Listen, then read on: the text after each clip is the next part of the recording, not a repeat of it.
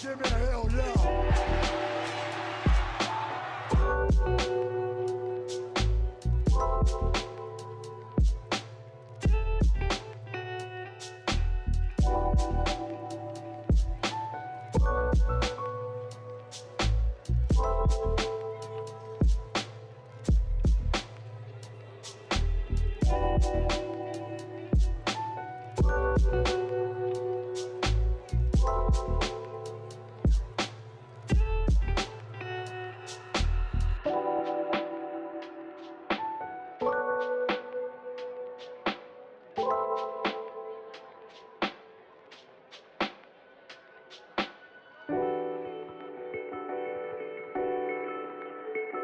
Give me a hell yeah.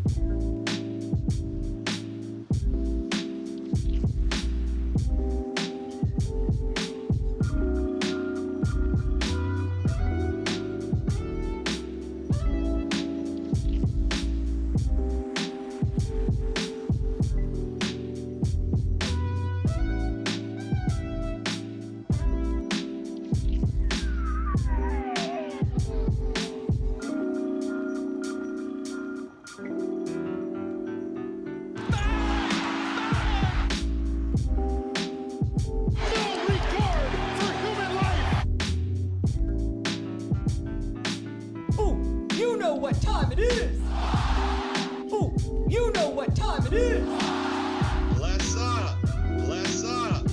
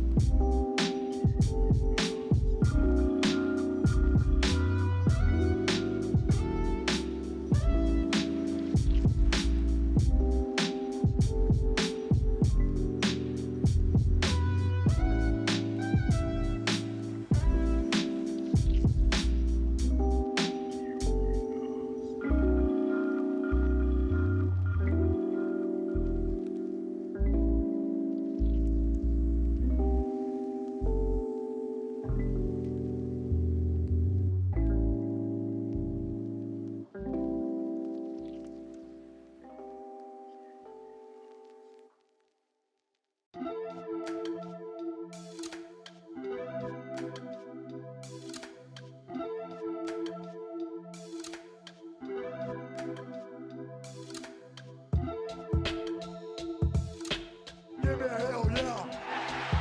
Ooh, you know what time it is?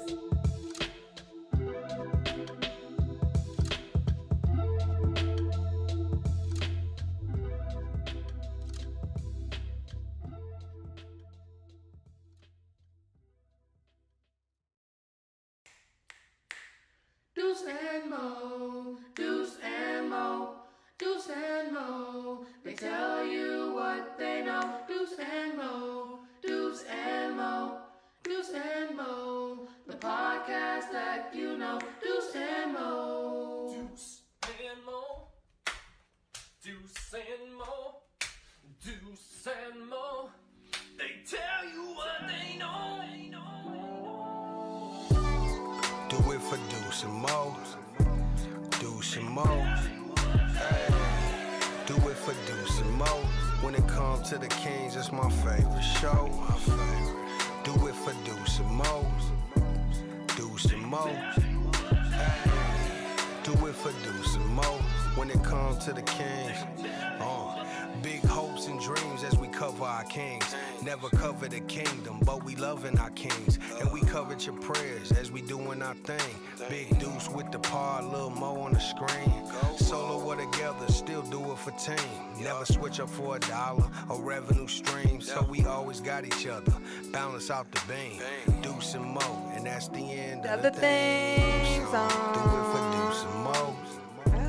Deuce and Mo. We are live! Do it for Deuce and Mo. When it comes to Happy the Kings, Monday! that's my favorite. Oh, the live stream is on, ready to go. Trying to deal with the off season, the official off season's here. No more basketball. More. Is It's that kind of what sad. this means? Yeah. What up, Deuce? Hey, what up, man? How you doing? Hey, Morgan. Hi. I'm rooting for y'all. Let's go, Kings. Shout out Lazy. Shout out Ray, who became returning members on our YouTube page. Shout out to everyone watching us live on YouTube and Twitch. Podcast will start in just a few minutes. But yeah, I'm coming to the realization that, wow, it's over. I knew basketball season was starting to feel like it was over when, at the end of Summer League, people are sitting guys. And then I am this weekend sitting watching a live stream of the Drew League just to see LeBron. That's where I'm at in the off season. Yeah, but I mean, also that's still really cool too. I mean, it's cool, but it's a Saturday. I'm watching Drew League. I mean, that's how desperate What I else? am for some What basketball. else are you supposed to be doing on That's what I'm Saturday saying. I at just 30? want basketball. Yeah. I just want basketball. Does that make sense to you? My whole Yeah. point is basketball season's over officially with Summer League. I'm not going to accept that. Okay. Not going to accept it. Well, we there got yet. a lot to discuss on the podcast. Vegas came out with their over-unders for the NBA season, and I got to be honest, I was absolutely stunned at where they had the Kings. Okay. We'll put a bow on the Summer League, talk about a couple of moves that the Kings made. Let's have some fun. I What? like it. No, I'm excited for this topic. And I'm so pissed off that my voice is gone again. Like, what the hell? What the hell? Gee, maybe if you didn't go hard in Vegas and then the next weekend go to Santa Barbara, that wouldn't happen. So I don't know if you know this, but I think you do because you do have like the same job as me. When it's in season, there is not even a second to breathe and have fun. So, well, have fun, you know what I mean? But, to even like interact with other humans other than your media peers. So I'm just taking advantage of that. And now I'm pretty much done. And now I'm complaining about my voice because it's gone. My voice is all gone. I don't like it. Happy Monday. Yeah, come on. If you're here, the biggest thing you can do right now, if you're in the YouTube chat, is hit the thumbs up button. All it does is help our channel continue to grow. Make sure to subscribe. We're approaching 7,500. It was just yesterday. We're at like 65. Oh my gosh. Actually, that's at the start, so exciting. The start of last season, I think we were under 3. No. Yeah. Wow. Well, thank you, everyone, for being here with us and helping us grow. Yeah. Follow us on Twitch, subscribe, all that. Octopus Ear says, Deuce a bully. What? I know that's a harsh word, but like, I think we're gonna. No, I mean, I am. I think we're gonna. She was complaining about her voice. No, I just so said. complaining, I was just sad and expressing my sadness for my beautiful voice being gone once again. It's rough. Ah, you said I have a good voice. Yeah. All right. Coming down in 3, 2, 1. Hit my music. Deuce and Mo. Deuce and Mo. Deuce and Mo. They tell you what they know. Deuce and Mo. Deuce and Mo. Deuce and Mo. The podcast that you know. Oh, welcome into the Deuce and Mo podcast presented by our friends at NBA Top Shot. I'm Deuce Mason. That's Morgan Reagan. And can you believe it? It's like official. Basketball season is over. No more playoffs, finals. Summer League is done. All we have is watching random rec leagues to see if an NBA player pops through, like the Drew League over the weekend. Yeah, we have that. And I guess we have the, drama or rumors around certain. Yeah. But then, what sucks about that is that, like, you're waiting for something new every day and then you get mad when nothing happens when really it's like something might not happen at all.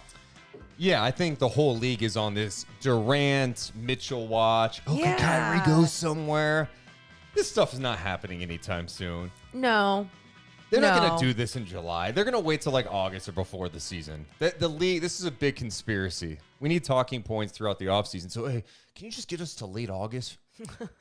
Maybe September. And then we go right into, I mean, honestly, it is strange this year because this is the first year everything is kind of back to normal with the NBA calendar. Yeah. Remember last year, it was such a weird start with the season that Summer League and like free agency, the draft, everything was like August. Yeah.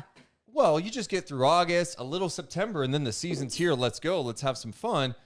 Now we have the rest of July, all of August, and most of September. I'm sorry. Did that get you? I don't know why I just choked up. The thing I was going to say too is like, it wasn't that long ago, just a couple years ago that you and I were still intrigued with covering other sports, right? So then like even when it was in the off season, it was like, okay, well, we're talking NFL, we're talking Niners and everything. That's just not where we're going with our content and our brand anymore. And it is funny, but at the same time, I'm excited to do all the things that we always talked about that we wanted to do with watching old games and, talking about anything else out there, talking to people and their stories. Like there's just so much still that we get to talk about. But yes, we don't get to talk about the actual game being played on the floor. But there's plenty to go over from what we just witnessed in the NBA Summer League. So I think we have to start with that, Morgan. As we take a step back and look at what we saw in the 7-game sample size that the Kings had in the California Classic, and then I've almost knocked over my coffee twice. If you don't hear, my hands are just all over the place. My bad. The 7-game sample size from California Classic to the NBA Summer League for Keegan Murray. How do you sum it up? Did it surpass your expectations for him in the Summer League? How are you feeling after watching what you saw in the Summer League with Keegan Murray? The Keegan Murray show, right? I mean, that's what it was. And it's not only people in Sacramento, that, well, I guess I'm the only one that's used that term, but it's not only people in Sacramento that are talking about Keegan Murray and his game and what he contributed in this Summer League, right? One of the top performers, not only with the stats, his numbers, but also with the way that he just played the game of basketball at that level. And I think it wasn't the expectation everyone had. How many times did we hear like Keegan Murray just going to be a solid player, that doesn't get people's brains going, right? People are like, okay, yeah, you're going to get some solid play, but truly his solid play, maturity, composure, all those things added into everything else that he was doing really well on the floor is what made it so exciting for people. So yeah, it definitely exceeded my expectations. I'm not one to get excited, and I'm excited about Keegan Murray. I think one thing I want to address now is something, a talking point we heard throughout the draft process. Okay. I've said it. We've had people on the show that say it, saying that, he's not going to wow you with sexiness. Yeah. I'm going to push back on that. Are you kidding me? Like, to me, when basketball, you know what I like? I get caught up in a couple of things. And I'm sure some people have caught on to this. I like guys that maybe chirp a little, that get into guys, that dog mentality. But I also like just smart, high IQ players. Yeah. And that's what Keegan Murray is. Like, that's sexy. Okay, he's not going to go jam on somebody's head in a game, probably. Okay. But that one of the plays he had in this last Summer League game where he was able to get a big switched on him beyond the 3-point arc. He pulled back. The big did not come out. So what'd he do? He launched a deep-ass three, buried it. I hit up one of the Kings coaches after. I'm like, hey, what was that play? He said, it's called Get Keegan the Fucking Ball. No, it made me laugh. It was such a great... Run, get Keegan the fucking ball, please. Yeah. Let's go. So my whole point, though, is like, it's not sexy. Wait. Hitting 3-pointers is not sexy. Some deep-ass threes. Taking it strong to the basket, making the right play. That's sexy to me. I know we all have different things that attract us to the game of basketball, and I'm attracted by the flashiness of players too, for sure. But I look at his game, it's definitely sexy. Well, it's funny that you bring up the term sexy or defining his game as sexy too, because when we did our watch party, our girl Megan McPeak was calling the game with the Kings. She talked about Keegan Murray's steals and said 4 steals is sexy. And it's so funny. She had people tweeting at her about saying like those 4 steals are sexy. And I was like, you were dead on. Those 4 steals were sexy. Having that on your stat sheet is sexy. And so for Keegan Murray, he has those things about his game that he just brings that, I'm going to stop using the word sexy, but that are exciting, right? That really do something different on the floor, because this is a team sport. And when you have one of those players that understands that at a high level, you're going to do some solid things on the floor, right? Again, I'm not expecting Keegan Murray to bring this Sacramento Kings team to a championship this next year or anything. Maybe next year after that. Get out of here. So no, you don't. That's like, I think sometimes people's minds are like, it's black or white. And it's like, no, that gray area can be sexy too, people. I don't think it could have gone any better for him and the Kings, just based on like some of the talk on draft night, passing on Ivy. And look, it's summer leagues, and I get that, summer league guy. But like his numbers were really impressive. Just under in California Classic and Vegas combined, just under 22 points a game, 7 rebounds. The shooting numbers, 50% from the field, 41% from 3. That was on 21 of 51. And he got to the free throw line a lot too, right? He was 27 to 32. That's good for 84.4% from the line.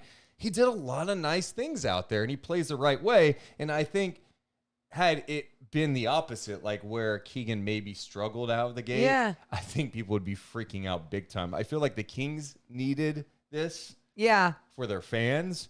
And I'm sure for Keegan, it's like, oh, this is just another day. I'm just playing basketball. But I think it was good to actually see some people giving the Kings love based on their rookie's performance in the summer league. And it wasn't like based on, oh, the Kings win another summer league championship, where it's just like they did some good things. We saw last year when Bobby Jackson just had his team all on the same page, especially on the defensive end. Like that's what you saw out of them. And what was cool is that you saw a little bit of that under Jordy Fernandez in this summer league with some of these young guys too. So it was cool that identity continued at that level. Now, how do some of those guys carry that into, obviously it's more, I'm talking about Keegan Murray, carry that into his season, his rookie year. And I just think there's so many guys on the big roster with the Sacramento Kings that are not only around the same age range, right? You got that a lot of like the 25, 26 and younger for the most part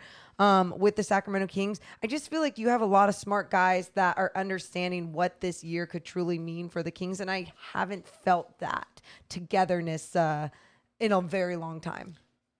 So based on what you saw from Keegan in the summer league, have you adjusted your expectations for how he maybe could help the team right away? 100%. 100%. And again, I didn't feel like an idiot for not saying that before. I think before I argued with Deuce even like, hey, he doesn't have to start. He doesn't have to be the starter. You don't have to put all this pressure on him right away. You started seeing Monty McNair make different moves and add more to this roster. So it's like the pressure doesn't need to be there.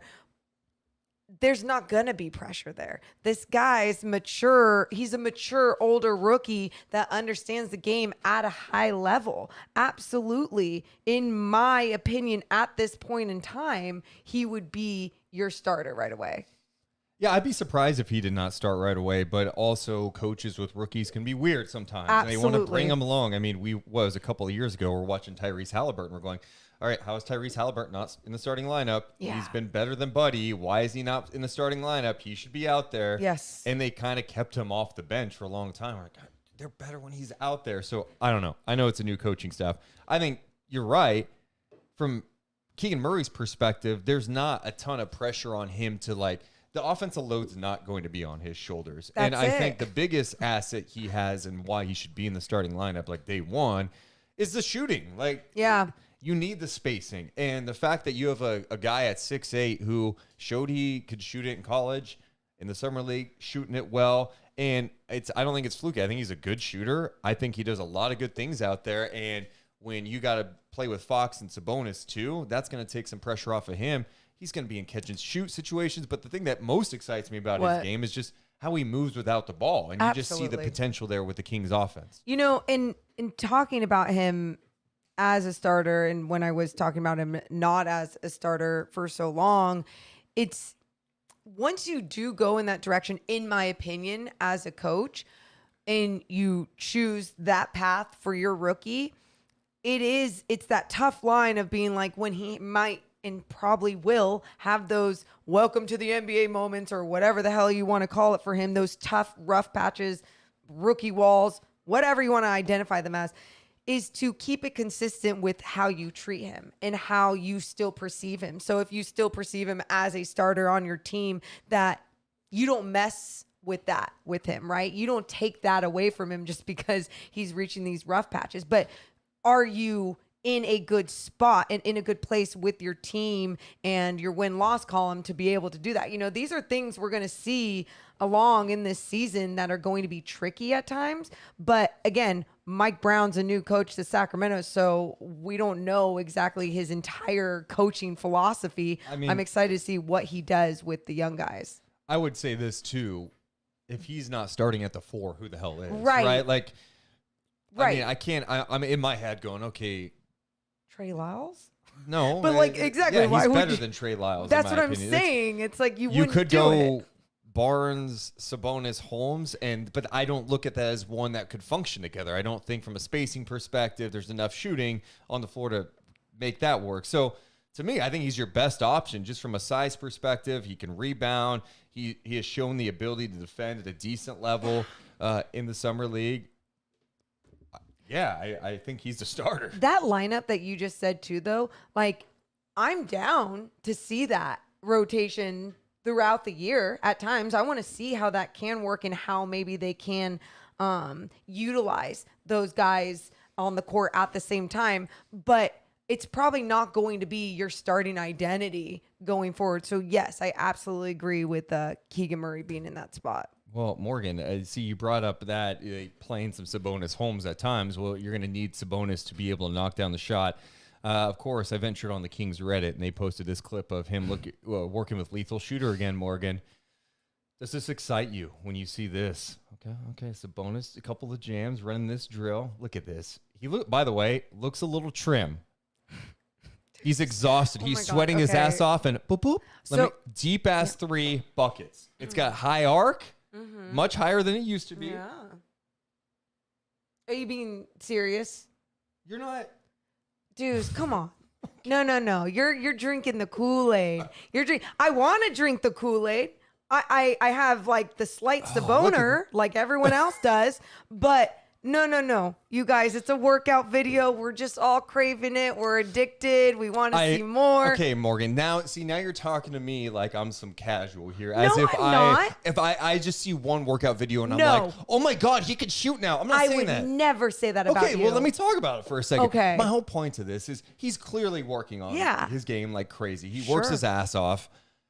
If he does turn into a better 3-point shooter, that opens things up. No one's asking for him to be cat out there. I'm not saying he's going to turn the Karl Anthony Towns, hit 40% from 3. You don't think this guy can shoot 35% from 3 this year? So, you know, when we were talking about the whole DeAndre Ayton thing and that whole situation of him, obviously now he's going to be with the Suns, but, you know, with him and the possibility, the Kings are interested in everything.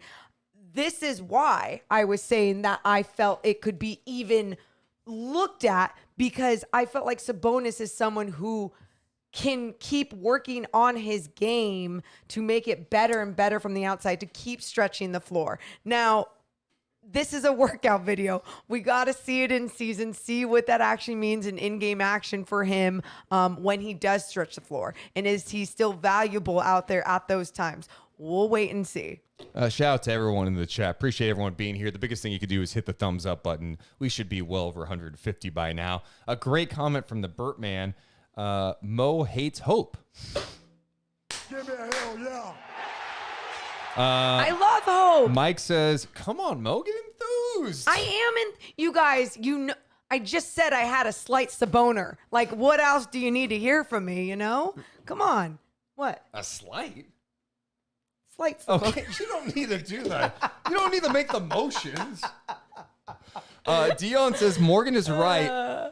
Lethal Shooter is a gimmick. Okay, Morgan never took a shot at Lethal Shooter. Okay, so you guys are on the same page. All Morgan is saying, and I do agree with it. We did the same shit with Ben Simmons last year. Yeah. We're like, okay, you don't get caught up in workout videos, and I'm not getting caught up in a workout video.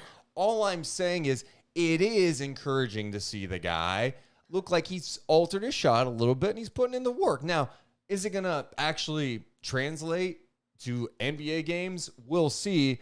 I do know that Sabonis is one of the most skilled bigs in the game. So, yeah, I have a little more confidence that he can improve it. I agree. Someone called it a limp Saboner, and that made me laugh. Yeah, and if it's limp, that's not good enough.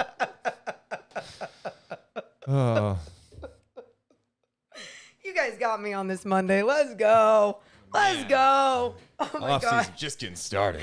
Oh my God, we literally relate basketball to porn in so many different references. It's kind of hilarious. We'll simmer it down for the kids out there. Well, can't wait to see where Morgan lands on this. Oh, no. NBA Bet put out the listed regular season win totals according to Points Bet USA. Now, I do not gamble. I don't like throwing money away. No. But I am always interested to see what, Vegas is feeling. What's the pulse? Like, what's the betting community feel like about teams in the NBA?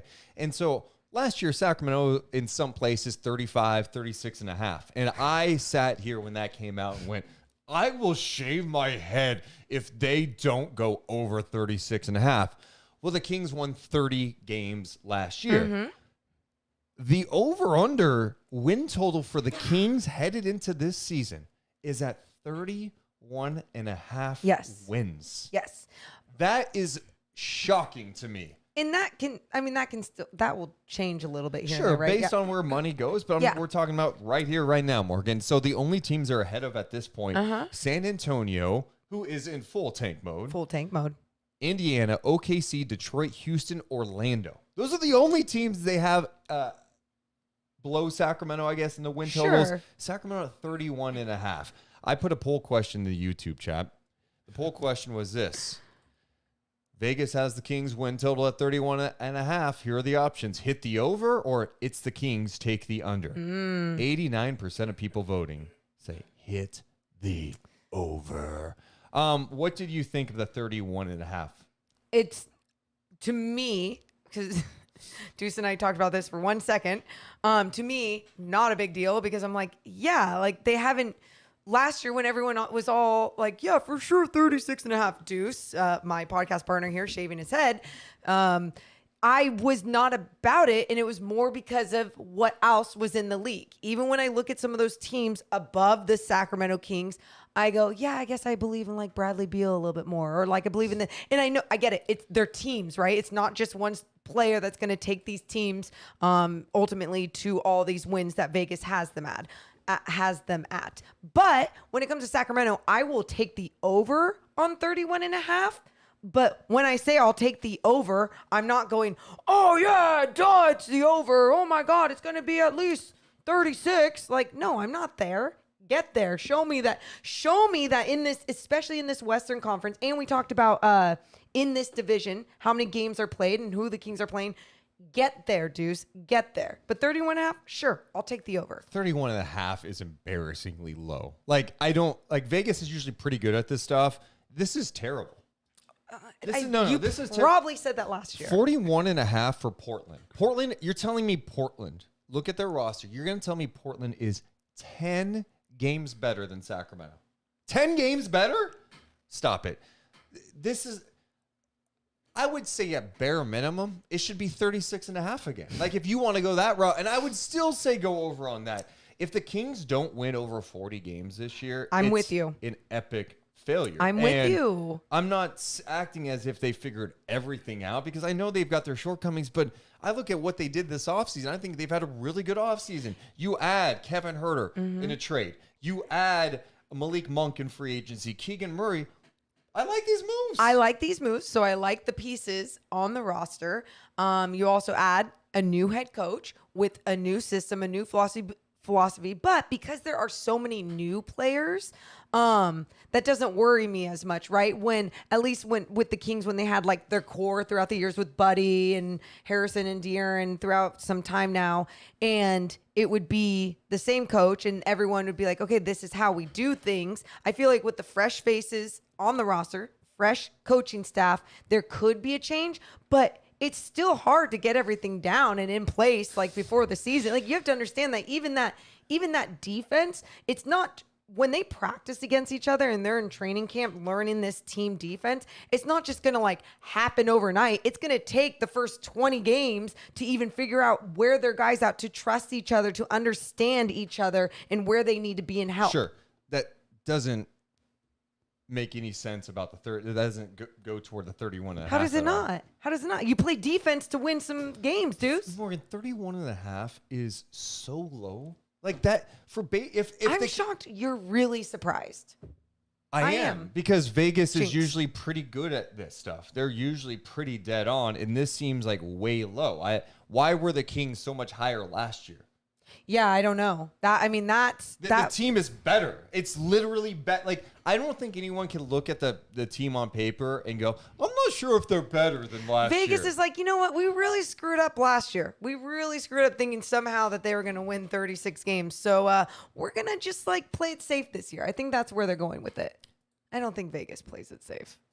Well, there's a reason they're in business. Someone on the our YouTube, like we had a thread going about this over under. Yeah. Someone suggested that Deuce take the over, and if you're wrong, you have to get frosted tips. Oh God. This over under is so low that I don't even think it's fun for me to put a bet on it. Well, that's good. So you learned a lesson? I'm open to suggestions. I mean, to me, it's so obviously the over. It's like, if I bet anything on it or whatever, it's not gonna You're bet. just doing this again where you're so confident that it's the over, where I also am taking the over on this, but like your confidence level after what just happened to you, like you literally talked about your hair, your beautiful, beautiful hair every single day, so confident that the Kings were going to win over 36 and a half games, and they were far under it, and you had to shave your damn head. And you're literally just saying with that much confidence again that it's going to be the over. Yeah. Okay. I zero doubt in my mind. Okay. But if they just get to 32 and just hit the over, like, that's a terrible season. That is season. a very bad season. I'm sorry. Maybe I'm in the minority with the Kings right now, but I think you got to have 500 or better expectations. Deuce. This isn't. The season ends, basketball ends, and then we get crazy Deuce back. What the hell is happening, man? It's not even crazy. It's a little cray. It's a little, but like I appreciate it, but no, you're being ridiculous. Tell me why a 500 or better year is ridiculous. It's not ridiculous to want that. It is, in my opinion, and I understand when you say it's been 16 seasons without the playoffs, it's a different team. It's different coaches. It's different. I get all of that. But when in sports, and we all know this, when you start something new and it's not like you just shove a LeBron James on a team, you still got to develop things. You still got to grow together. Now, don't bring up LeBron. He could barely win a Drew League game. They won by 2 points. Okay. They had 2 NBA players on the team and barely won. That's messed up.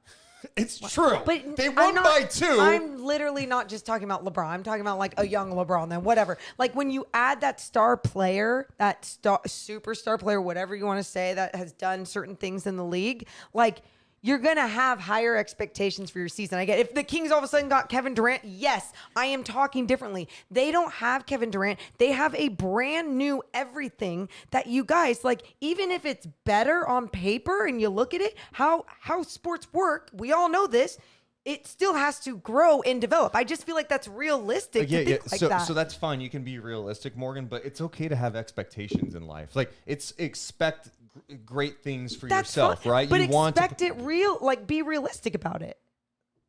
So are you suggesting that it's not realistic to suggest that the Kings could win 41 games this year? You think that's unrealistic? No, because if you do, I don't think that's unrealistic. I Okay. think 41. Okay. Like, but I think that's what I'm saying. I'm not saying 50 games. I'm not saying 55 games. I'm saying 41. That's not ridiculous. No, it's not ridiculous. I guess your confidence in those expectations, like No. See, like you're pushing mixing it back a little. No. You're mixing the two together. Am I?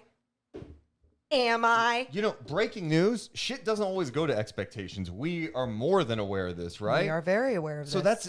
that's a different conversation. But I could definitely see a world where they get 41 or more wins this year because of the talent that they have.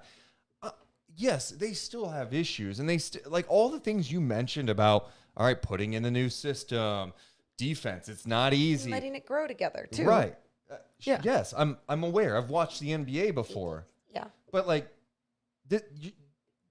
I'm not suggesting they're winning two playoff No, I series get it. here. I get it. And I guess too, it's just me looking at this team grow and develop and work out these tweaks together in this season and people having different expectations. So let's ask your expectations, Morgan, because see, this is my problem with you. What's your problem? No, you're so quick. You're so quick to shit on everyone else's expectations or 41 wins.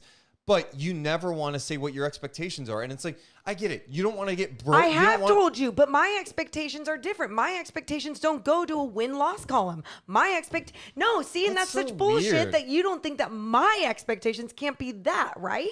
Like, why can't my expectations be like, look, I want the product on the floor to be competitive in losses. Competitive in losses. So if they end up losing to the Golden State Warriors, even if it's by 15, whatever it is, but we're able to break down the game differently, dudes. You know how many games we watched last year where we seriously had to talk about effort? And it wasn't like we were even talking about like, oh yeah, no, he didn't know how to take that back screen. It was Again, this is a lot of going around in circles here. What would make a good King season to you? And you can't be like, If we're just competitive in games, if we play the Warriors and, hey, man, we could talk about it and break it down after it's good. no, like there has to be a bar for this team to reach. So again, like you guys, here is how I put it. This team should have a bar of what they expect from themselves, right? And these coaches in their bar can be very realistic because they're in it. They see it every day. They see in practice like, okay, we got this down defensively. Okay, if we actually make this adjustment in the lineup, defensively, this could be better. Okay, you're going to get your rotations down more. I'm understanding of all this. Yes. Morgan, I feel like I am on CNN and I'm the host right now, and I'm talking to a politician who is just not answering my question. I feel like I'm like, just answer the question. What? So let me ask you this directly, Morgan. The Kings Nation has the right to know this from Morgan Reagan. God. If the Kings don't win 41 games, Okay. is that a disappointment to you? No.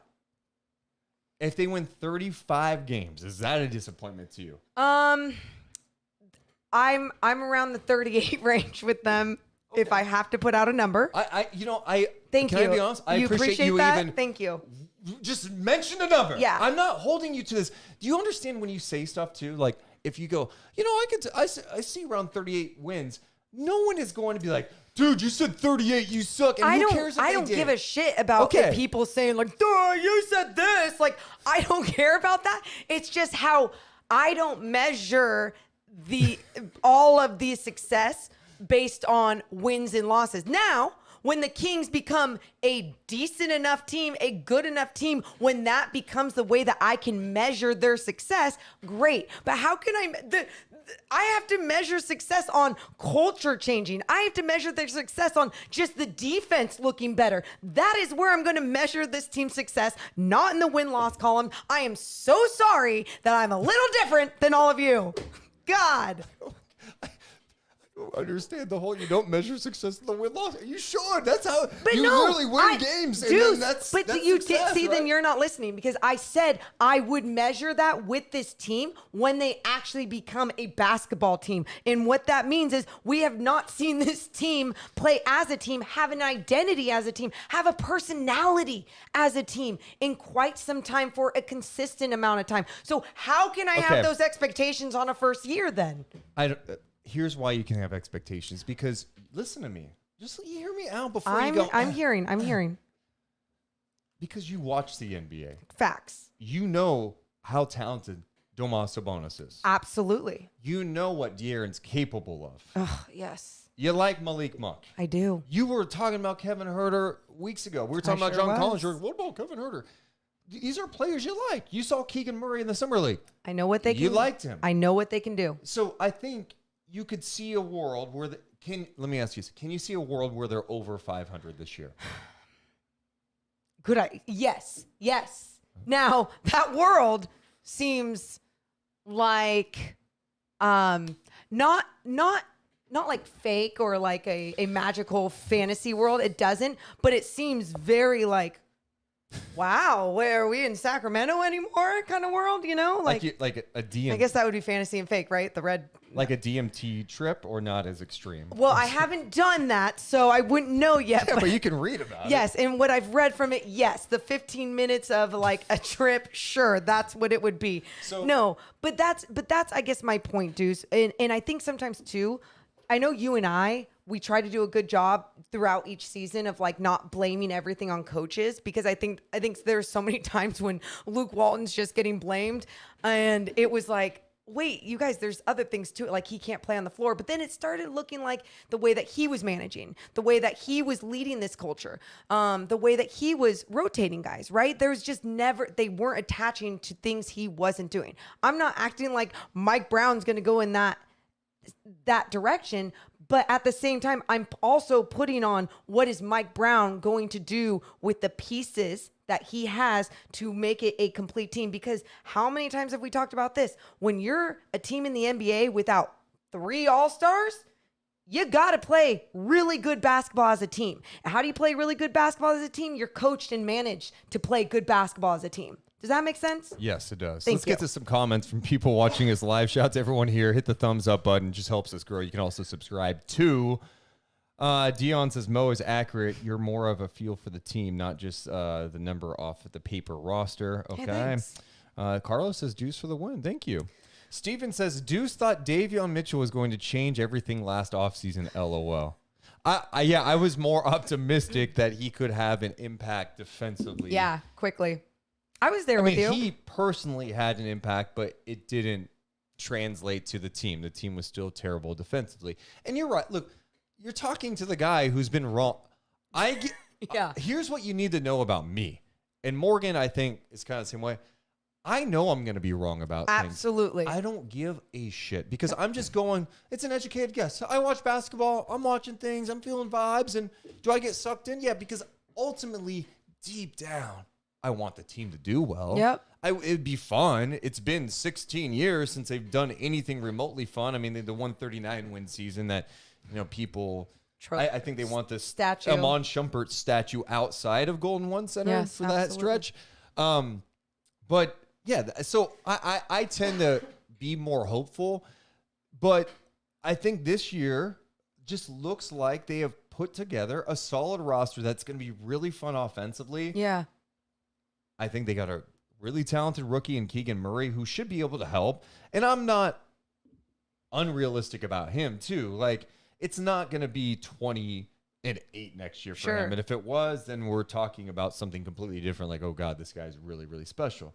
But he should be able to help things a lot. They didn't have a player like that before last year. Yeah. And so just based on what the roster looks like today in late July compared to last July, to me, it's not even close. And then you even add on the fact that going into last season, you had the whole Buddy Bagley dynamic. Well, that's gone. It seems like everyone who is in Sacramento right now wants to be here. Yeah, no. And I think that helps things too. And look, we know we're going to see a whole bunch of training camp video come out and every guy's happy and everyone's so loving their roles and everyone's doing so well. They love the team. I love that because I would rather have that than some weird bull crap going on with, you know, players being unhappy, not wanting to be here. Much rather have players be happy. Great. It's always going to depend on what happens, though, when this squad hits adversity, because adversity is going to hit. And what it seems like right now, from the outside looking in, is that there's some good guys, mature guys with good head on their shoulders that are going to be led by some good coaches that understand what they're going to need to do when that adversity hits. But they're only going to grow and get better once they actually experience the adversity, right? Like they can say what they want to do, but once you actually hit it, what do you do? God, people. What? Just people in the comments are unbelievable sometimes. Dean, I'm interested in the coaching. Mike Brown did get fired because LeBron felt his offense was not modern enough, easy to stop in the playoffs. I mean, I don't think that's exactly why he got let go. And breaking news, a lot of coaches get fired in the NBA. If Mike Brown is coaching the same way he coached LeBron in Cleveland, then the Kings are going to have a problem this year. I would hope that, I don't know, like a decade ago, he's maybe evolved and he's said as much being around the Warriors. He's a smart guy. He understands what needs to happen. And I think he's got some good coaches too. So I'm not concerned about that. Mark in the chat. No one is sleeping on this team. They have one all-star and another guy who's weak-minded and a rookie who y'all seem to believe that is Kobe, MJ, Steph rolled into one. 29-30 wins. Okay, time out. I need to go to the last slide. I need to know who you're reading, listening to, That's consuming amazing. that believes Keegan Murray is Michael Jordan, Steph, and Kobe rolled into one. I think if anything, Kings fans have been like pleasantly surprised of what he's been able to do, especially in the summer league, and he's doing it at a high level. And also he did it at a high level in college last year. Like are fans not allowed to be excited if a rookie does well in a summer league and not just do well, but probably one of the best, by far the best rookie in the summer league. And also, Mark, I've used this example before. Yeah. If Keegan Murray shit the bed in summer league, you would be in this chat here going, and they drafted a bust. They should have drafted Ivy. So don't push on the, it's MJ, Kobe, and Steph rolled into one. No one has said that. No one has said that. Well, not only that, Mark, the only other thing I would say to that too is that, you know, I think some people, when Summer League is talked about or a rookie is talked about, people think that other people are not factoring in that it is Summer League or factoring in that it is a rookie. All those things, like, we just figure we don't have to say every time. So, like, anytime we say we're excited for Keegan Murray, it doesn't mean, like, we're excited for him to dominate the NBA next year. Like, no. You can be excited about a player and what you believe his potential is going to be in the league and what he's already showing in this season as into his rookie year. It's cool. Yes. But no one's comparing to those guys. Like who? All wrapped into one. Why do we go to such extremes? Why are we going that far? I love it. 29-30 wins. Hey, and that's his opinion. Yeah, So don't keep that same energy. I expect to see you here in mid-April when the Kings are getting ready for a first-round series. Oh God. Oh, I love it. And then you have Jacob saying, if Keegan Murray retired today, he's a first ballot Hall of Famer. Okay. SMC Hoops says Deuce and optimistic preseason predictions equals Charlie Brown and kicking of football. Oh Yeah, my I mean, God. hey, I'll be right one of these years, I guess, right? Well, One of these years. yeah. Let's talk about a couple of moves the Kings made.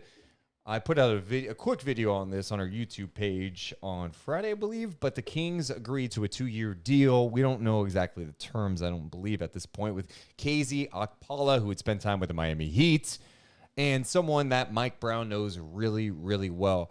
I'm not trying to make too much of the signing because it's not like some big splashy move. and you don't want to piss Mark off either. Yeah, I'm not comparing him to anyone or anything. I think this is the type of move that when you need someone at that 3-4 spot, KZ 6'8", 7'2" wingspan, has shown the ability to defend multiple positions. He's still relatively young, 22, 23 years old, I believe. And, oh, by the way, your head coach knows him because he played on the Nigerian national team. It's a no-brainer. It's not like he's going to cost a lot of money. And if it doesn't work out, oh, well. But if it does, it could be really nice coming off your bench, a guy that's long, can defend, Cheap, who likes young. to defend. Yeah. I mean, Mike Brown had some comments last year when he was coaching the Nigerian national team. He said he's a remarkable talent. He has a chance to be obviously an elite defender. Says he could be an eventual contender for Defensive Player of the Year. Quote, his upside is tremendous, end quote. All right, I'm not going to act as if the Kings just signed a potential Defensive Player of the Year in the future. Good.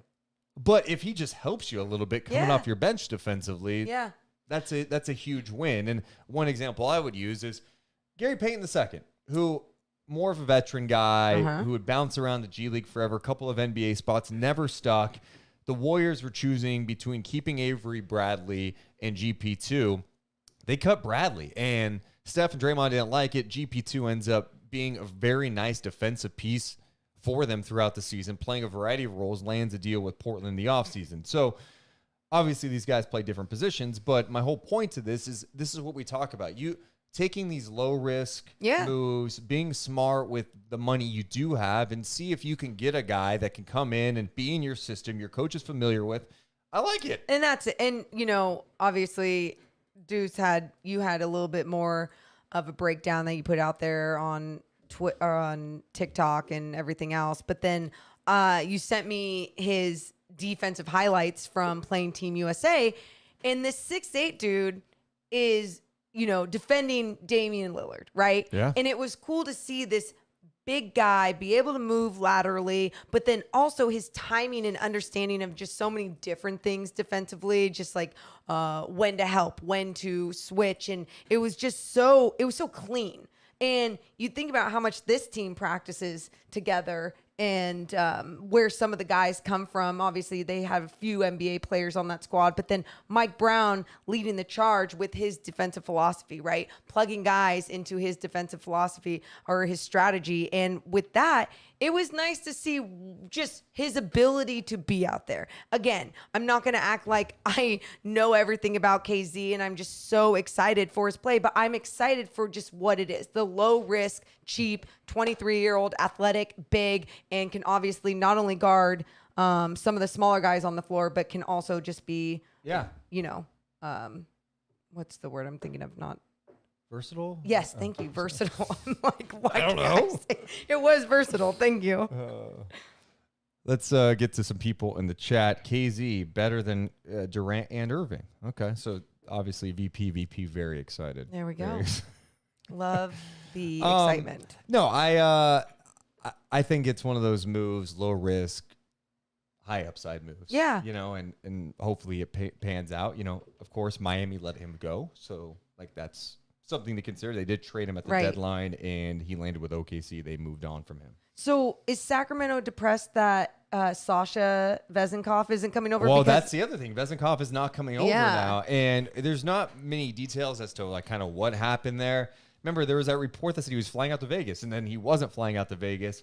I mean, McNair in press conferences was really hyping the guy up. Sure. So I just, looking at how he is talking about it, I was like, well, maybe he's going to come over. But if you're Vezenkov and maybe you don't like the money they're offering and the role is not one that you love, why come over when you're playing a lot and you don't have to move across the globe? Right. I know it's the NBA, so maybe that's why. Look, they still have his rights, so I guess they could bring him over next year. But if he's not cool with the role and what the money offered, I don't blame him. Yeah. At all. No. And I was kind of joking just because I feel like as soon as there's a name involved with Sacramento, I feel like everyone in Sacramento starts looking him up, falling in love, or at least, buying in and making themselves believe certain things about a certain player. But yeah, I guess we'll just hear more about that as we go, but not coming over.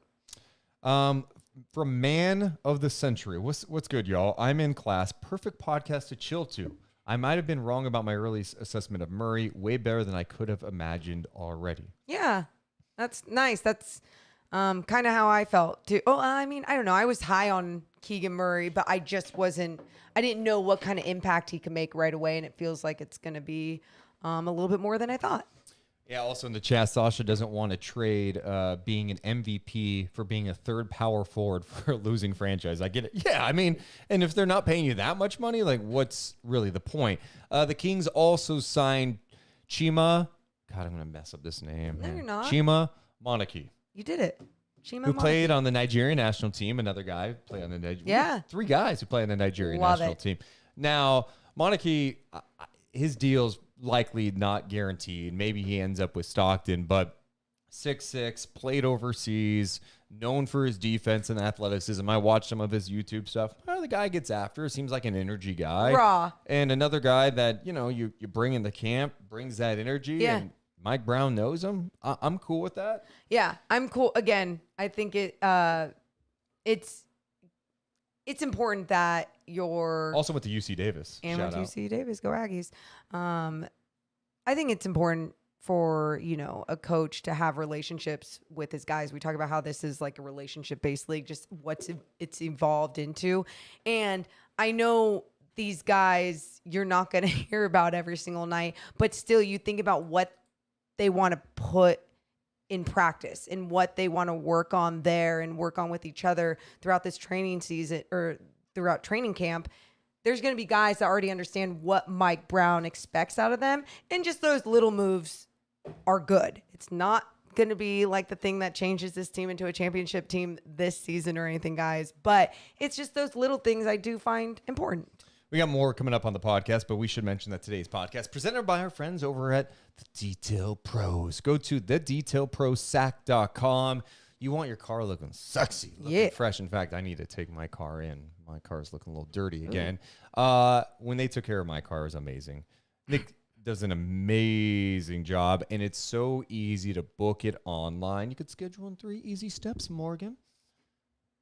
Did you want me to say the 3 easy steps? Oh, sorry to bug you. I didn't know. Were you busy? No, I was actually going to say one other thing about. Go ahead. But I wanted to make sure I just said it right, because I think for you and I, the other thing that we've talked about so many times with our cars is just like we didn't really understand the importance of the upkeep. And I mean, you get it. Oh, you go through a car wash, you upkeep it. No. Nick has taught us so much more about why it's important to have these paint sealants on and the waxes and all the leaves in Sacramento and how it can damage your car. And so the 3 easy steps that Deuce is talking about, it's just like you got a few options right there online for you, and Nick just makes it easy for everyone out there. So if you are looking to get your car detailed, there's an express detail, right? There's a detail that's a little bit more than that, and then a little bit more than that. So whatever fits in your financial needs as well.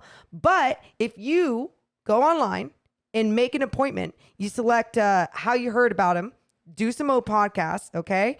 And then you will get a free paint sealant upgrade, and that is a $125 value. So go online, go to thedetailprosac.com or give Nick a call at 916-340-4317. You select your detail package, select your detailer, select the time of day, and boom, your car is looking fresh and sexy. Sexy. Also presented today by our friends over at Guaranteed Rate and rate.com/Sean Stanfield. If you're looking to purchase a house, it can get complicated. Some people don't know everything that it takes. Well, money, duh. But you're wondering, okay, can I get a payment that I like? How much do I have to put down? Oh, this is very overwhelming. Hit up our guy, Sean, because he will walk you through the process and make sure you've got everything you need. He's helped multiple podcast listeners refinance or purchase a house, and he makes it so simple. He's not just trying to get you into a house. He's going to make sure it makes sense for you. If it doesn't make sense, you move on, but hit him up. I've known him for over a decade. Rate.com/Sean Stanfield. You can also call or text him at 916-276-7563. That's Equal Housing Lender. Subject to credit approval. NMLS ID number 349707. Company NMLS ID number 2611. NMLSConsumerAccess.org. Thanks so much to our friends at Guaranteed. Great. Guaranteed. Great. All right. An update on our poll question. Ooh. Vegas says the Kings win total at 31.5. Hit the over, or it's the Kings. Take the under. 89% of people say hit the over. Same percentage, but more votes. So people are leaning that way. We got to talk about some other NBA topics, too. James Harden. Are we giving Harden any love? He wants the love. He wants it. Wow. Okay. So Yeah. James Harden is taking less money. His contract's not official. He did an interview with our buddy Chris Haynes over at Yahoo. Here's the quote. I told Daryl to improve the roster, sign who we needed to sign, and give me whatever is left over. This is how bad I want to win. I want to compete for a championship. That's all that matters to me at this stage. I'm willing to take less to put us in a position to accomplish that. From James Harden. I'm not gonna be one of those people that just like shits all over this. And it's like, oh, you said that. Okay. You already have millions. Okay. No. But here's what I will say is that this guy from optics seems like one of the most like self-centered, selfish type of people, not even players, just people out there, right? The way that he was like, F this team, I'm going to go partying. F this, I'm going to go take this jet to Vegas, whatever. So now here's where I'll be nice. People change. And maybe he is in a place in his life and in his career where he's actually having an epiphany and going like, yeah, no, what's the point of this journey? You know, I'm going to be making this money anyway. So a championship is the next thing that I want. I'm maturing a little bit in my 30s. Men mature later. We all know this, right? That's not like we know this. I think everyone knows that. Our demographic, all men. Ooh. But my whole point to that is like, I'm going to give him the benefit of the doubt that he really does want that and that he wants to win and that's why he's taking it. But I think it is funny when he is talking about it. He is getting asked about it. But when he is talking about it, it just seems like he wants to be the hero that like let it all happen because he took less money even though he could make millions more. Here's the thing. If this had been Steph Curry, you'd be praising You Steph, think right? so? Yeah, I mean, I think that's But one. that's I will say this though, his reputation. It's a 1-and-1 contract too, so it's a 1 year with an option. Sure. I'm sure Maury's like, hey, let's work something out here. I'll get you on the back end. Yeah, I'll but- get you your big money later down the road. Take the discount now. We'll get you later. But like ultimately, it is a discount, and nothing is certain in the NBA. I would be like, hey, Maury, if you're going to spend the money, maybe you don't give PJ Tucker 3 and 33. I don't know. Like, maybe that's not the play there. I mean, I like PJ Tucker thinking he'd help a team. Not sure you want to give him 3 years at this point of his career. Sure. But yeah, I mean, it's funny because I think initially you jump on the, hey, it's Harden. We're not going to give him love because of his past. But like, he didn't have to. He could have been like, no, sign me. Yeah. Signing. No, and that's why. And the only reason why I disagree with the Steph Curry thing is for me because my perspective of Sure. it was truly like, look, the reputations and the person, and we get to hear different things about Steph Curry as a human too. Like that is who he is on and off the court and even behind the scenes. Like we know that. And then we hear other things about James Harden and media days and all these things. And you're just like, okay, that's what type of person you are. So that's why when I take this, I go off of what your reputation has been and what I've heard. But at the same time, people change. So is this his waking moment that James Harden becomes an unselfish guy? We will see. He was addressing the criticism he's received too. He says, I don't really listen to what people are saying. I wasn't right last season, and I still almost averaged a triple-double. If anybody else had those numbers, we'd be talking about them getting the max. People were used to seeing me averaging 40, 30 points, and so they viewed it as a down year. I was in Philly for a couple months. I had to learn on the fly. That's just what it was. I'm in a good space physically and mentally right now, Good. and I'm just looking forward to next season. What's your pushback? I mean, my pushback is pretty simple. Objectively, he did not play well. And if that's because of the injury stuff, then yeah, sure. I mean, can he bounce back? It's just, of course he can. But he's got to be in shape. He's got to be in the right mindset.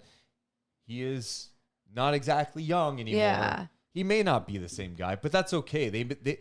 I don't think you want James Harden averaging 30, 35 a game like he was in Houston. You got Embiid there. So having a better roster around, which I think they have improved. Like, you think DeAnthony Melton was nice? Yeah. That was a nice pickup.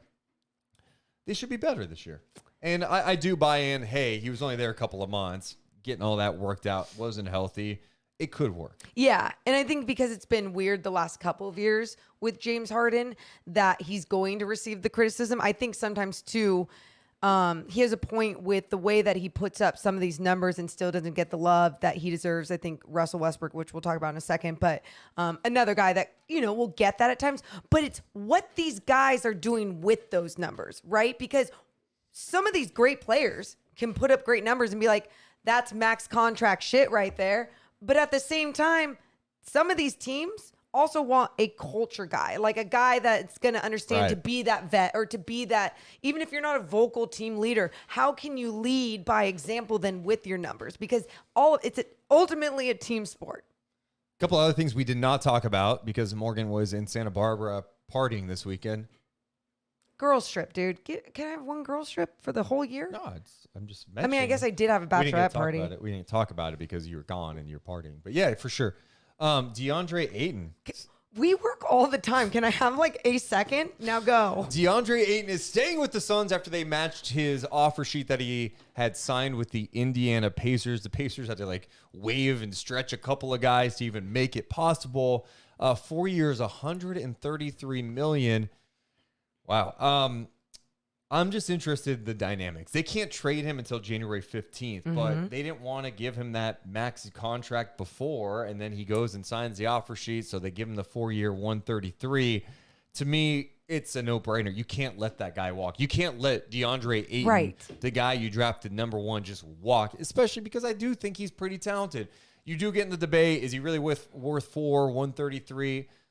No, but I'd also argue that they need to find ways to get him more involved offensively, take some pressure off Chris Paul, especially with Chris Paul getting older. Yeah. I'm just wondering what the vibes are based on how the season ended in Phoenix, right? That Game 7 against Dallas was embarrassing.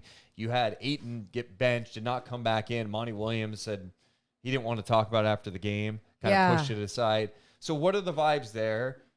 Is he happy that he got the money in Phoenix? Those are all questions. I think the Suns are probably one of the most interesting teams headed into this season because I don't know what really to expect. The vibe, the way it ended, there's no doubt disappointing. You can't just brush aside what happened in Game 7 against the Dallas Mavericks. No, you can't. But what you could do is, as a team, truly grow from it, right? Sometimes when you hit those rock bottoms, the only way is up, or however you want to look at it, how can you come back up together as a team? And you've seen this team be so resilient at times that I don't doubt them. I don't doubt Monty Williams, So can Monty Williams be that type of coach, that leader that brings these guys together and they just go up from here?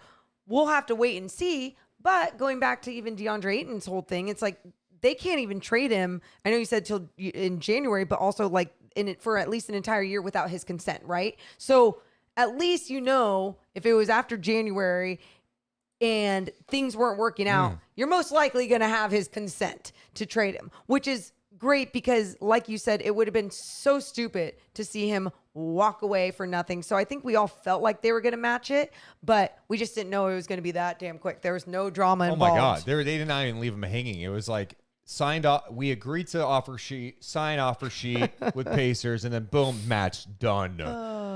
But that also likely takes him out of the Kevin Durant sweepstakes too. So the league, I don't know. I just feel like Durant's not getting traded before the season. I don't think so either. And why?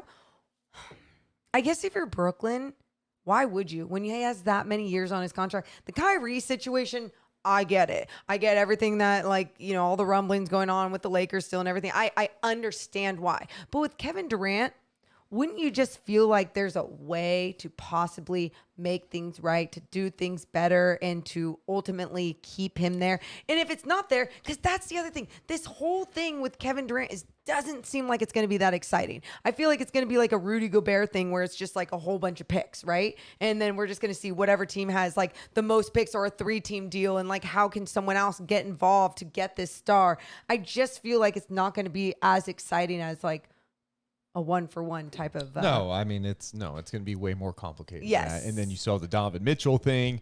hanging over the league, KD, Kyrie, the Westbrook drama. I mean, it was over the weekend when Woj puts out that Westbrook and his longtime agent parted ways. I mean, the guy's been with him since the start of his career. Yeah. But then it was also the statement that the agent put out. I represented Westbrook for 14 years. I'm proud of our partnership, which included a highly successful 2008 draft, a supermax contract, and the only renegotiation and extend max contract in history. I also supported Russell throughout his rise into a prominent fashion industry figure and recently orchestrated 3 successive trades on Russell's behalf, culminating with the trade to his hometown Los Angeles Lakers. Each time, teams gave up valuable players and assets to acquire Russell, and each time a new organization embraced his arrival. We did it together with grace and class. Now, with the possibility of a 4th trade in 4 years, the marketplace is telling the Lakers they must add additional value with Russell in any trade scenario. And even then, such a trade may require Russell to immediately move on from the new team via buyout.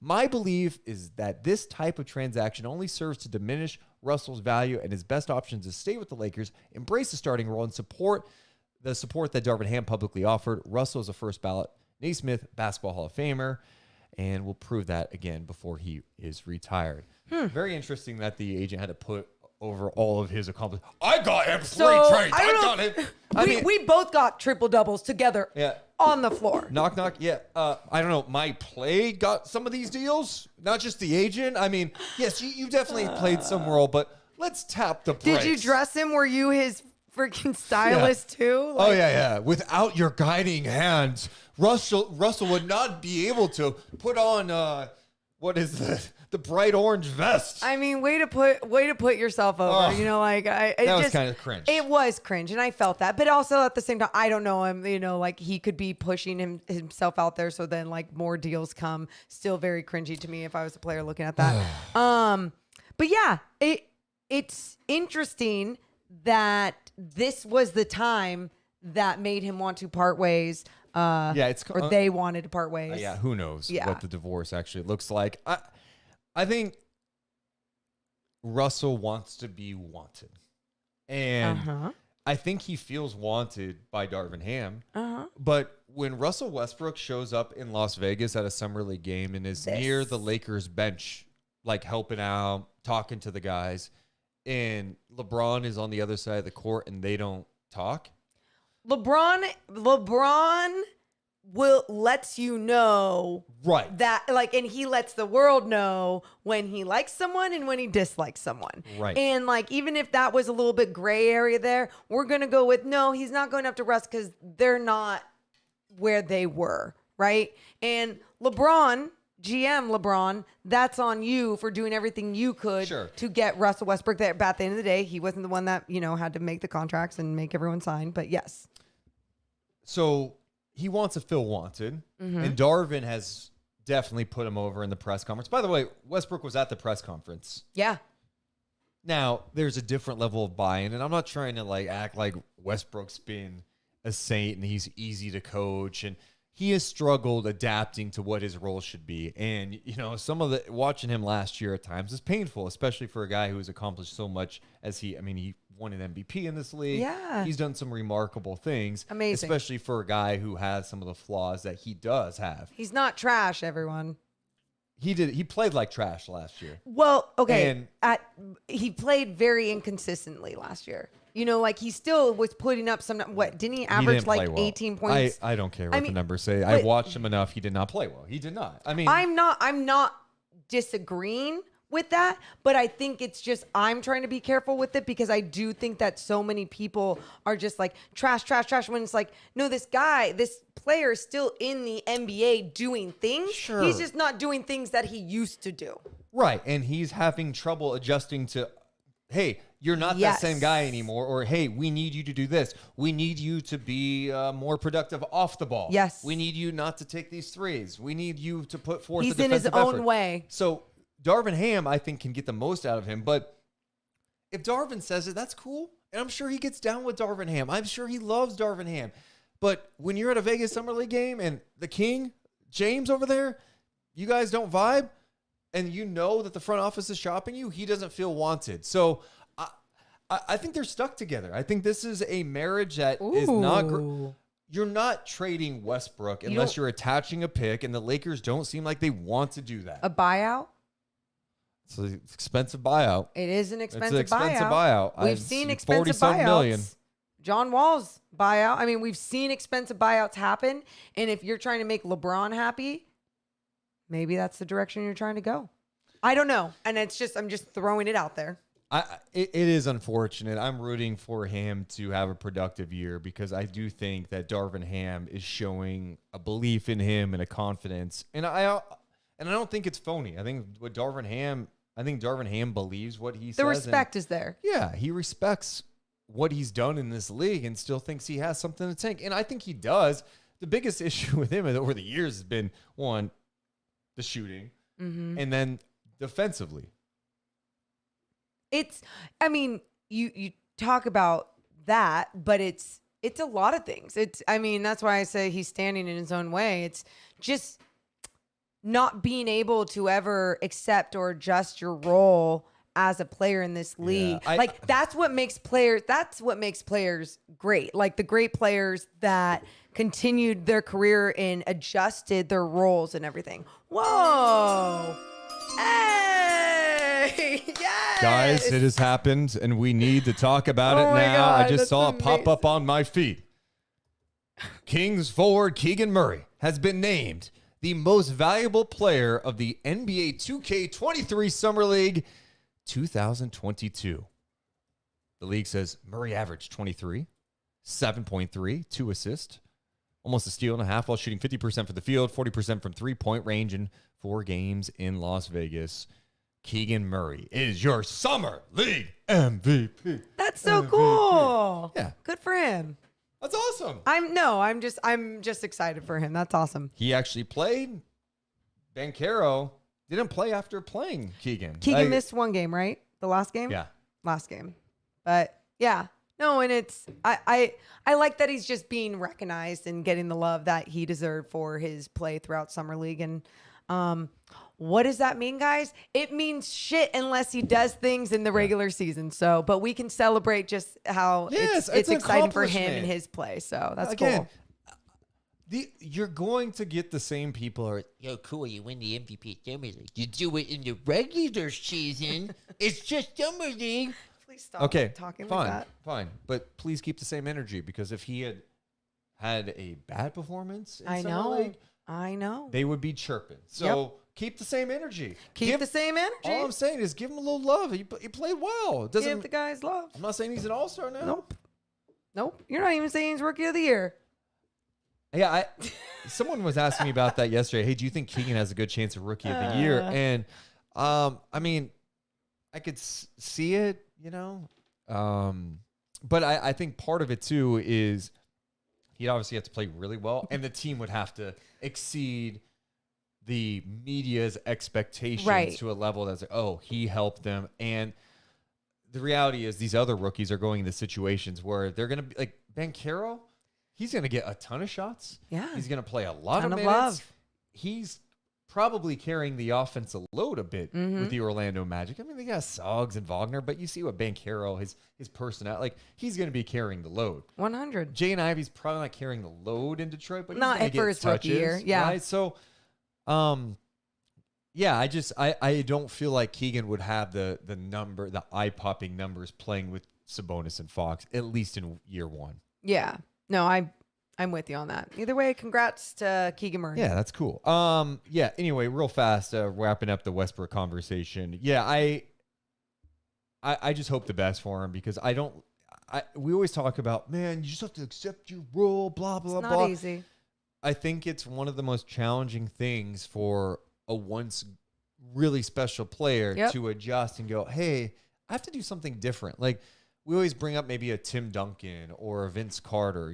Vince eventually was like playing in Sacramento and just whatever. I'm just going to play. I'm cool with this. Kobe struggled adjusting to being just another. In fact, he was never that. In his mind, he had the mentality of I'm still that great guy. Melo. Remember in OKC just a when great he's like, example. I'm not a bench guy. Yeah. And then he goes to Houston, and then he's out of the league for a while. Lands in Portland. more accepting of maybe who he is as a player now. And what he could do to finish off his career. I think so many people act like that's an easy thing to do, and I personally don't think it's easy at all. No, you're absolutely right. And I mean, how many times, when we talk about how important the mental game is in sports, and I think sometimes people just say that like it's a cliche, like, yeah, it's 90% mental. No. It's just like half the people out there saying that, yeah, he's just got to look in the mirror and reflect. It's like they're usually not reflecting on their flaws and don't understand what it truly takes to get there either, So like that's why with someone like Russ, such a competitor, I would love to see that for him to finish out his career, but we'll just see. And last NBA topic we have to hit on, Morgan. Your thoughts on Tyler Herro's new tattoo? Well, I'm not a chest tat girl. You're not? I'm not. A cross on a lion's face that says no work, no check. In fact, gotta work hard. And I like it. His motivations, financial reasons. I like it. I didn't like how they compared it to no regrets. That's not funny. It is funny. I think it is funny whatever. Yeah. It's his body. To each their own. Whatever. It's just like the combination there is like, whoa. A lot going on there. Now that's a DMT trip, like, whoa, lion's face with a cross. How do you feel about the no work in red? Does that symbolize something else? No, I'm just asking what you thought of it. That's all. No, it doesn't. It's not my vibe, but to each their own. That's Morgan's nice way of saying that shit looks terrible. No, because so many people think my little tattoos are dumb, and I don't give a damn. I just don't care. I'm just making sure there's nothing else I want to hit today. Oh, one last thing. LeBron, DeRozan playing in the Drew League. Yes. All I could think about was like, imagine if you're in that league, which the Drew League's been around forever, and you go, hey, LeBron and DeRozan are rolling through. Well, you saw what that one guy did on DeRozan. Smack talking up in his body. I was watching the crowd. Loved. What I loved about it, watching that, is they're in this like high school gym.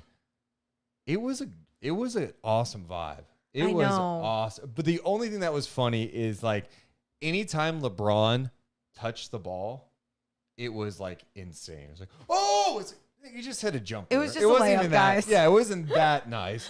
But imagine being there. Like people were out there at like 6 a.m. waiting, and LeBron didn't go on until the afternoon. Yeah. Kyrie was supposed to go, did not show up. It came out he was at like some girls basketball camp. Oh, cool. Oh, well, good for him. If I would have loved to see something like that in person. I think one of my favorite things too is like seeing a guy like DeMar DeRozan just get bodied up by some dude. I don't know who it was, so no disrespect if it's someone I should know. But when I saw that, I'm like, I do wish we saw a little bit more of that in the NBA without officials hopping in. But I also get it because you don't want to see things get out of hand, and some guys are just don't know how to control their anger. So we know these NBA guys put up monster numbers. Someone put this out. Taylor Horton-Tucker played yesterday in the Drew League at 14.6 rebounds, 2 steals on 38% shooting. What a stud. Why are you bringing that up? People crush THT. I remember seeing him in the G League with South Bay. I'm like, I like this guy. I do. And then, of course, the Lakers give him so much money, choose him over Caruso. And now he's like public enemy number 1 on NBA Twitter. But it was kind of funny because, LeBron has like 50 or 40. Yeah, it was like easy, 40 something. whatever. Yeah. And THT just has like a normal pedestrian game in the True League. Pedestrian game. Damn, dude. 14-6 on 38%. Damn. Be nice. More, you can laugh about it. Why are you being such a coward? I don't know. I feel bad. Oh my gosh. I feel bad because he's someone too. Like you're right. When we watched him up close in the G League, it was like, okay, like he belongs in the NBA. And because he hasn't like lived up to it and has had a lot more pressure than he was probably expecting, that he probably couldn't take on right away. So I hope that changes for him. All right, real fast in the chat. Is Morgan just being soft? She can't make fun of Tyler Herro's tattoo. Well, it's his body. You can't have a little fun with THT, not shooting I the ball literally well in said Drew League. that Tyler Hero's chest was like a DMT trip. Like a lion with a cross with red writing on the lion's face as well. Like, what else do you want to hear from that? That was Just laugh a little bit. You can't even laugh at THT struggling in the Drew League a bit. that It's kind of funny. makes me a little sad. I mean, come on. You know what's funny? I think I am a little soft today because, like, even with Westbrook, sometimes I was hard on Harden. I was. Wow, what a stand. Morgan was taking some. No, I A think, really and I think hard with stance, with huh? someone like Russell Westbrook, it's just like you said. Like, we want someone like that who has made an impact on this league to finish off his career strong. But that's just not going to happen for everyone. She's soft today. So soft. That's going to do it for us today. We appreciate everyone hanging out. We'll be back again live 10 a.m. on Tuesday and Wednesday. May have some surprises along the way. We love you guys so much, but we gots to go. You all have a wonderful rest of your day. See ya! Deuce and Mo, Deuce and Mo, Deuce and Mo. They tell you what they know. Deuce and Mo, Deuce and Mo, Deuce and Mo. The podcast that you know.